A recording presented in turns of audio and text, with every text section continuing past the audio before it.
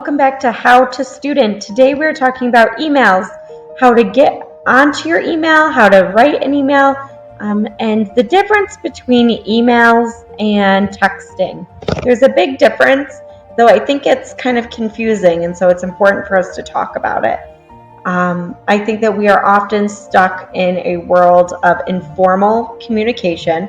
So informal meaning not using full sentences, not using punctuation, abbreviating things like saying BC instead of because. And that's totally fine in your own informal personal communications. But there is a different form of communication that's a little bit more formal and professional. And so that's what we're going to be talking about today. So the first is how to get to your email. So when you go to google.com, you pull up your internet, you'll see this waffle on the right-hand side, the 9 little dots. When you click on that, a bunch of apps show up, and you're going to click Gmail. Now, I highly recommend using your school account. It is it's a Gmail account, which is really awesome. There are other platforms for emails, and they're, I'm sure, all of various level of effectiveness. I recommend, and the school recommends, Gmail very much. I think it's user-friendly, it's simple, it's straightforward, and it's the one you've got. You already have it, so you might as well use it. Okay? So this is what it'll look like. Here's your list of emails that you've received. Right in the middle. On the left, you have different folders that you can organize your emails in. You can see I have 9 unread. When they're black and bold, and on the right it says 9, that's how many you haven't read yet. 9 doesn't seem like that much. It's pretty manageable. I am sorry, my dog is barking. I highly recommend that you go through and delete your emails or clean out your inbox, if not once a week, once a month, especially because you're getting Google Classroom emails, you're going to have like hundreds, potentially a day or week, so that's a lot to deal with. It makes things unorganized, things get lost in the shuffle. If a teacher emails you, you might not notice it because you have all those other notifications in there.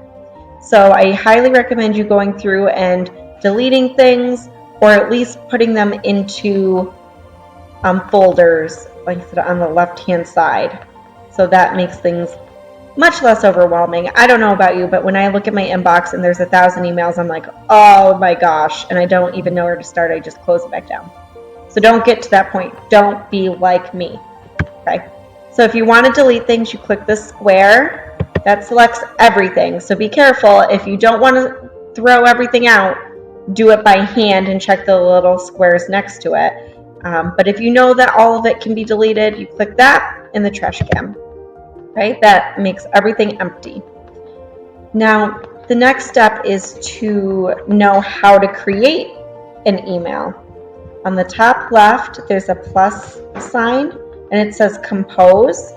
You click that. That's how you get a new email message. So it pops up. Okay, so your to, I'm going to use Mr. Johnson as an example, but your to is who you are sending this to. Yep. Okay, so that's the person that I want to send it to. I can have multiple names up here. If you've sent an email to that person before, there's a good chance that the name automatically pops up. If not, you have to type the whole thing out. CC just means including another person. You can use the CC button, but for what you're doing right now, emailing teachers and emailing, you can just stick with writing them in the to box, okay? The next step, and this is one that I think a lot of students have a hard time with. If you click there, it's called subject. That's like the general, what this email is about. I can't tell you how many emails I get in a day from students that have this part missing. In a professional email or a formal email, so that's anything you're sending to a teacher a parent, a boss, any of those things, you need to have a subject. It shows forethought. It gives the reader an idea of what you're going to be working on. It's just really important, okay? So we're going to say, and it should be 1 to 2 words, not a whole sentence, okay? So this is where you're going to say like essay question. Okay? You're going to keep it brief, 1 to 2 words, but it's what the email is about. And then you click underneath it. Now this is where you type the body of your email. It's very important that we talk here about the appropriate way to communicate. So how I talk at home might be very different than how I talk at work, which is still different than how I might talk with my friends or family, right? We talk differently, not as an authentic or like in genuine way, but just the way we talk is different depending on who we're with. There's a different formality level, right? So it's important to note that when you are sending an email, it should be a professional, formal tone. So what I mean by that is you need to use full sentences. You need to write all the words out. So no BC or the letter U for YOU. You have to write everything out.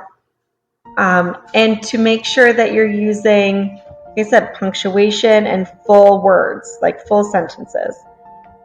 It might seem like this doesn't matter to you, but this is really important for a variety of reasons. For one, you are going to be sending these types of emails forever.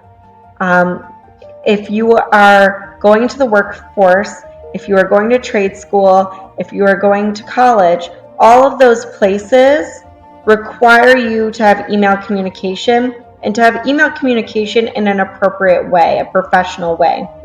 So I know that like you might not feel that this applies to you, but it 100% does.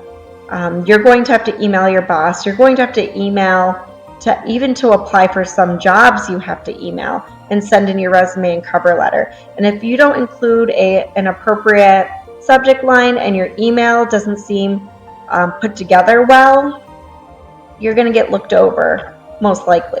So it's really important that we practice this with our high school teachers as well.